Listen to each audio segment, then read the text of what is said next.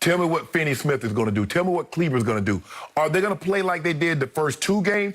Or are they going to play like they did the last 2 games? Because the last 2 games will get you beat. Probably get you beat now the way Clippers are rolling. It'll probably get you beat by somewhere between 10 and 15. But I believe Hardaway Jr., he likes shooting for whatever reason. Hell, everybody likes shooting in the Staples Center except the Lakers. Everybody can shoot on those rims except us. We can't shoot on them for some reason. I don't know why, but we can't. Or the Clippers in games 1 and 2. Clippers in game 1 and 2, right. So I'm going to say Hardaway Jr. bounces back in grand fashion and makes, I'm going to say he makes at least 6 threes tonight. I'm going to say Cleveland will hit 2. Finney Smith will have 2. And I think the game will be... Porzingis? As I was saying... Well, in game 2, he made 3 out of 4. Go ahead. Skip, he's 7'3", but plays like he's 6'3". He does. But he can get hot. He can get hot. I'm going to say the Clippers win 117 to 111. Okay. 117 to 111. Because ever since they had that 30-11 lead with 4:38 skip in the first quarter, the Mavs have scored 213. I mean, the Clippers have scored 213. The Mavs have scored 159. That's 54 points. That ain't good. So 117 to 111, Clippers get the win. And I believe you are attempting to jinx my Clippers at home where they have proven nothing. How am I jinxing them?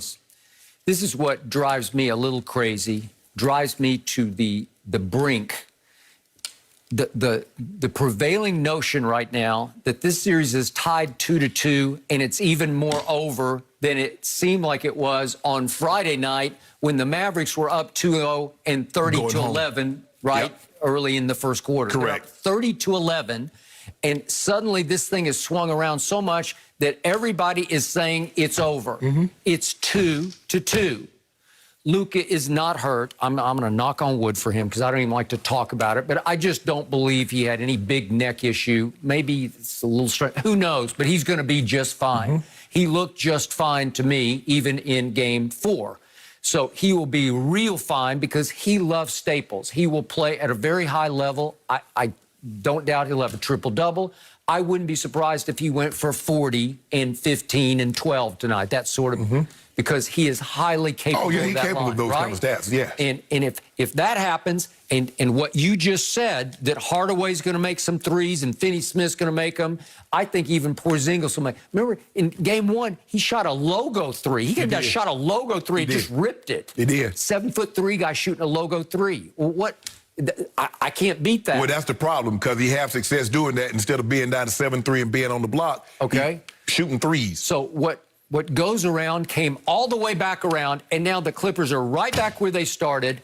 At home, they're 7-point favorites. The odds makers are saying, you're way better than this team. Right. And here we go again. It's same time next week where they're at home, and the world expects them to cakewalk tonight. Right. What'd you say? It's by 6 or 7? Okay, yeah. The odds makers said 7. I said 6. Okay, and you talking about I'm trying to jinx them? Okay. But the point is, most people think it's over. I have to listen to Charles Barkley on TNT saying, I guarantee this is over. Guarantee. You know what? Charles is even worse at picking games than Michael Jordan is at picking players. And so you want to talk about the all-time kiss of death? Oh, yeah. If he guarantees it, I'm shaking in my boots right now. I do not love this. I will go ahead and pick my Clippers just because they literally lifted themselves from the basketball dead in game 3 on Friday night because I don't know how they did that. Dallas still made 23s. I told you, not in the history of the NBA had any home playoff team made 23s and lost a game. It's impossible. Right. And furthermore, I've never seen a line like Luka's. He makes 7 out of 13 threes. He's a 33% career three-point shooter, and he goes to the free throw line and makes 7 of 13. He has been a disaster from the free throw line. And if this game is as tight as I think it will be, has been worse. Well, that's true. Well, if this game is as tight down the stretch as I believe it will be, they're going to have to think about putting him on the free throw. They're going to have to think about it. I would probably err on the side of caution because I just think he's a little better overall shooter than Ben is. So just on mechanics, he's got to be able to figure out that he could do this. And plus, their mindset is going to be back in to no pressure. Like the pressure is all on the home team now. I need to see my Clippers rise and shine tonight and play the way I think they can, the way they often did at home. They had the third best home record in the West. Right. Obviously, Utah and then Phoenix were ahead of them. But they're a pretty good home team. Yeah. Except they weren't in this game. The first two games, game one, they were pretty pathetic, and they were even worse in game two. But, Skip, if you look at the way Kawhi and PG has been playing over the last two games, especially Kawhi, Skip, I don't know if we've seen a better mid-range shooter than what we're seeing, what Kawhi is displaying currently.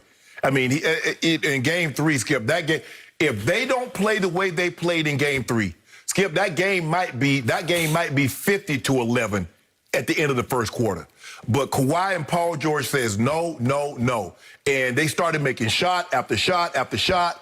PG started making step-back threes. Kawhi was like, I'm attacking the basket because, hey, Porzingis, you soft. I ain't even worried about you blocking no shot. So I just move you out the way.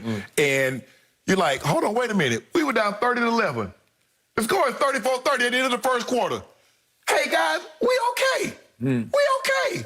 And then they didn't look back. They got the lead and didn't look back. So all I know is in the last 7 quarters of this series, the Dallas Mavericks, featuring Luka Doncic, have averaged 22 points per quarter. Yes, 22 points a quarter.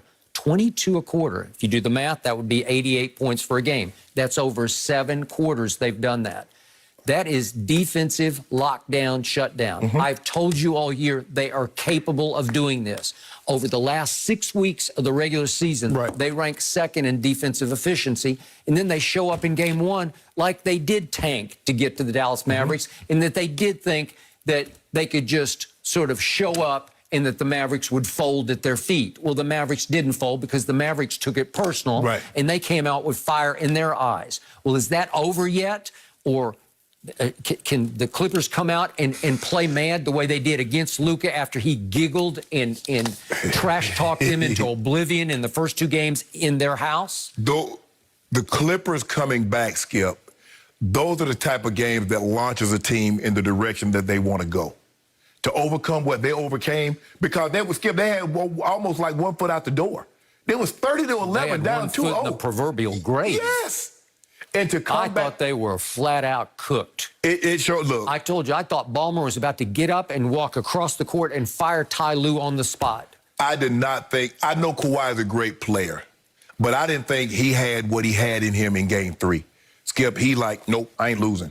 Paul George in the first half said, nope, we ain't losing. Okay, well, they better be even times 10 that tonight, because if you lose this game and you have to go back to Dallas to try to repeat that to get home. Because Skip, you know, them game 7, anything, it's winner take all. It's winner take all. So to me, I'm not saying this is do or die, but it's you better win this one. Okay, what you got? What's the score? I think it's going to go down to the wire, and I think Rondo is going to finally close a deal. We're going to see playoff Rondo late, at least set up the game-winning shot, and I'm going to go Clippers by 2. A little lower scoring. I'm going to go 105-103 Clippers. Wow. And I think it's going to be a death match. Okay. I'm going 117-111 Clippers. Okay. Well, I don't like the 7. Hey, if I would take Dallas in 7, but I'm not going to bet against my Clippers. Nah, yeah. It'd be 6. Yeah. Yeah. Okay, here we go. Here we go. Well, with no AD, how much of the Lakers' boat loss falls on LeBron's shoulders? Chris Broussard will join us. I'm curious how he feels about LeBron's early exit as well. Let's go there next.